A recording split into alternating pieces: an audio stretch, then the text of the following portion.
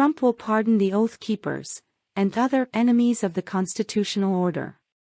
On CNN Tuesday, House January 6 committee member Jamie Raskin, Democrat Maryland, weighed in on the conviction of Oath Keepers' leadership for seditious conspiracy, following the far-right paramilitary group's involvement in the attack on the U.S. Capitol.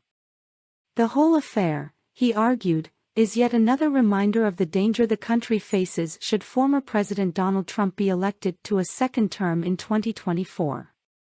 What verdict should be sent to former President Trump, and also to political allies in Congress? Some of which you served in the House which have downplayed this, asked anchor Brianna Kalar. Donald Trump has repeatedly dangled the likelihood that if he were ever to return to the Oval Office by any means, that he would provide pardons, said Raskin. He would pardon the January 6 defendants. Of course, his political subculture now treats the January 6 defendants as political prisoners, rather than people who beat our police officers over the head with Confederate battle flags and Trump flags, and destroyed federal property, and drove the House and the Senate out of their chambers, and a mob action by domestic violence for the first time in American history.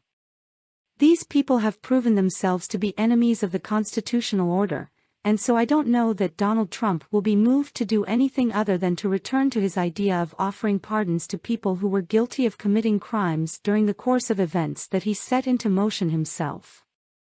A former Oath Keepers spokesperson says he worries that Trump would try to whip up a civil war by using lies and deceit, said Kalar.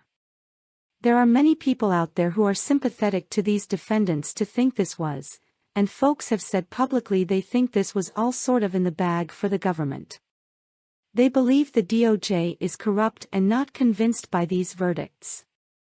I wonder if you think the verdicts are a deterrent to sympathizers, or if you think it might make a murderer of the defendants as well.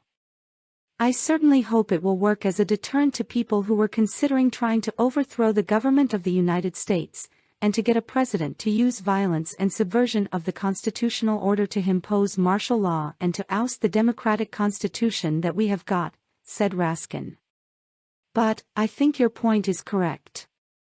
We have to remember that Donald Trump and the forces of chaos and vendetta and authoritarianism are still very much out there.